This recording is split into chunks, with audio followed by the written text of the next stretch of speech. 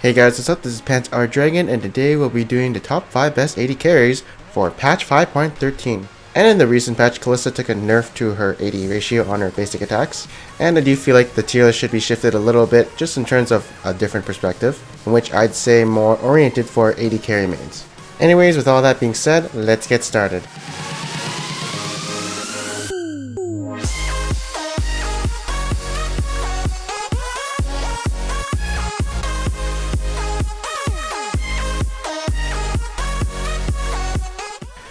Okay, so at number 5 is going to be Corki. So Corki is ever so popular still, and in this meta I do feel like it's more poke champions, so I do feel like he's really good here. And he also is really good when he gets some items because he'll do a lot of damage in the mid game, as he gets a pretty huge power spike coming from the Trinity Force. He also has multiple build paths, so he can go Bloodthirster for more survivability, or Infinity Edge for more damage, or even Blade of Ruin King for tank shredding. So in a sense he's adaptable to many situations. Although he does kind of fall off late game, and his Q is kind of hard to hit in lane, especially if the enemy has like some kind of mobility like Vayne's Tumble. But he does make up for it with his pretty good mid game and poke. Next up at number 4 is going to be Kalista. Okay, so first of all, this is what the nerf actually did to her with the 0.9 AD ratio on her basic attacks. So her laning phase is still strong since her execution comes from her E, and since they didn't really touch that, that means her early game and mid game is still really strong. And she still has a 12% maximum health damage with her W, so that means trading with the enemy is still going to be in her favor. And if you don't want to deal with that nerf on her AD ratio, you can just go Blade of Ruin King instead of Bloodthirster. But this nerf does hurt when she starts building some AD. So like after the Runons and Bloodthirster and Last Whisperer, it's all kind of downhill from there, since well, her basic attacks do less than a regular AD carry. So she won't be as effective as say a regular AD carry past 40 minutes or maybe even 30 minutes. And if she does lose the laning phase, there's no really coming back for her since there's no late game for her. And so since for lower elo games, it's really inconsistent to play her, since you'll probably have games that go past 30 to 40 minutes. As for like Masters and Challengers, they will end the game before 40 minutes even comes. And of course they don't really throw their leads as much. And so that's why she's still viable in like higher elos, but for lower, it's pretty bad to pick her then. Next at number 3 we have Jinx.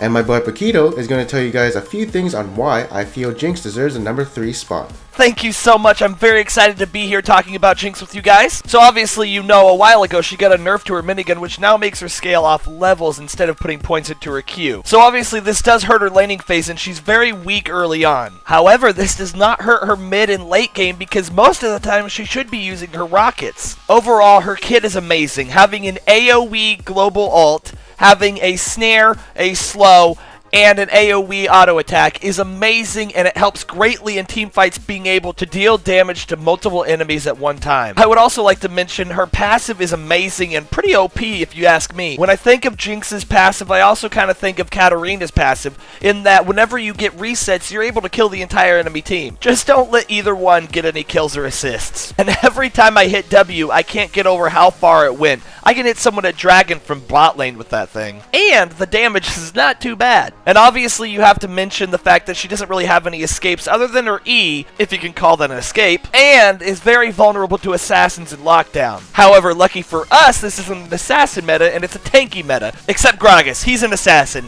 That guy was made to be an assassin. You can't even see that guy coming. Fuck him.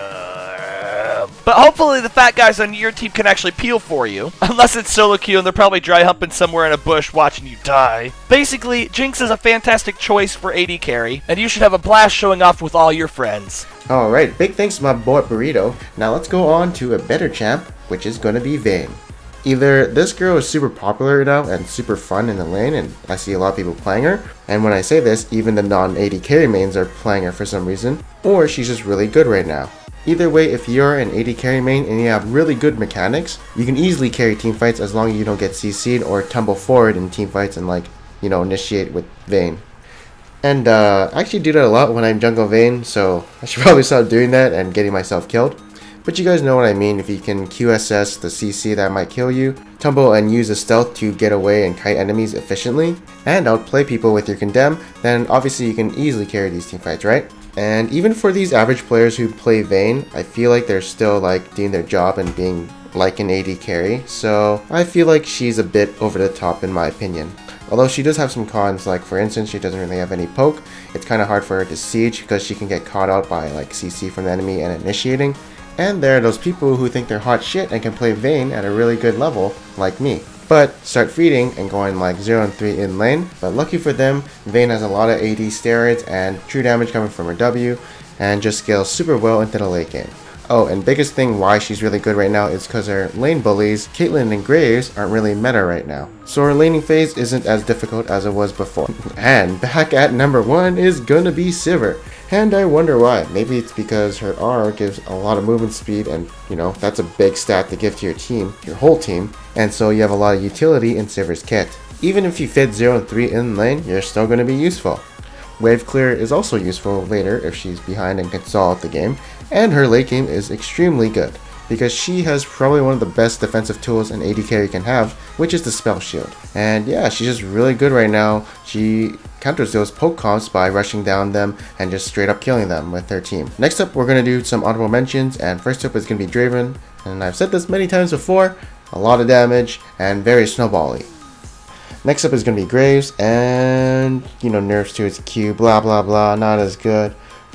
Whatever. Still good in my opinion. Just probably needs to wait for like the assassin meta or some squishy meta, since his burst is like really strong and he can survive the burst coming from the assassins, but in this tank meta or whatever, not that great. And finally, probably one of my favorite champions to play an AD carry role in a ranked game, Ashe. Okay, so this is the thing, AD carry mains won't really pick her because, well, I feel like they feel more carry oriented on the champions listed in the top 5.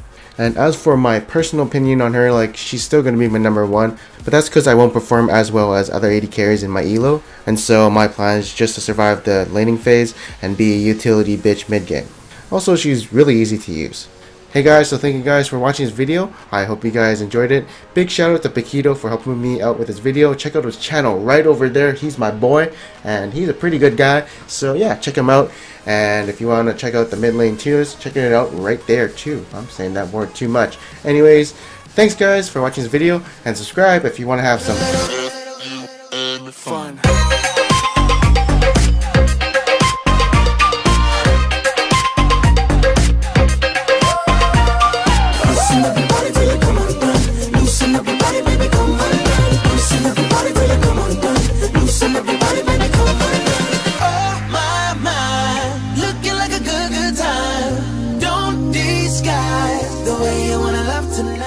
This video is sponsored by Alpha Draft. Fuck the fantasy LCS when you have Alpha Draft. I already made $2.20 by screwing around for 5 minutes. Check out a link in the description below. Hey guys, what's up? This is Pants Art Dragon, and today we're doing the top 5 best mid laners for patch 5.14. In this patch, Rugali Ezreal has fallen out of the meta, and so has Azir, since they were both nerfed. So that means we're putting in 2 more mid laners for the top 5. Oh yeah, and there's also going to be sample builds for you guys in this video. And yeah, that's about it. So with all that being said, let's get started.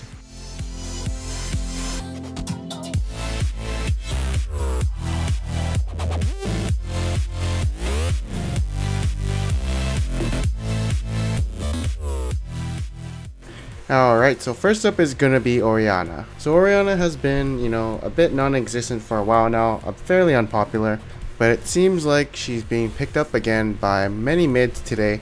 And I actually asked someone why Orianna is being more popular these days, and it's because Azir and Ezreal has been nerfed, which were some of her counters in lane. And my reference was a person named ODY KT Smurf, who's like a 800 LP challenger, and is always my number 1 source for the top 5 best mid laners. But yeah, people just want more control mages at the moment. Alright, so next up is going to be Jace. So Jace, being in my honorable mentions in the last tier list, now gets to be in my top 5 best mid laners. So what I found really good about him, you know, the mobility, roam the outer lanes, and do his EQ combo. If he needs to speed up and get in range for his melee, he has the tools with his R and E. So really good on the mobility side, and his EQ combo hurts more when he hits level 11, since he can put 6 points into it. And with all those tools, he's pretty good. The only problem I find I have with him is that sometimes I just feel like in teamfights I'm not doing my damage since I'm being zoned out. You know, because you have a low range, but that's about it. Alright, so this is where it actually matters, the top 3, because these are the champions that are probably going to be the most played at the moment. And at number 3 is going to be Ahri. Good kiting, good damage, good catch, you know, like an assassin mage. Her kit is very forgiving if she gets caught or messes up, so it's really good for her. Also, the new Ryle is actually pretty good on her, as her ultimate does apply a 40%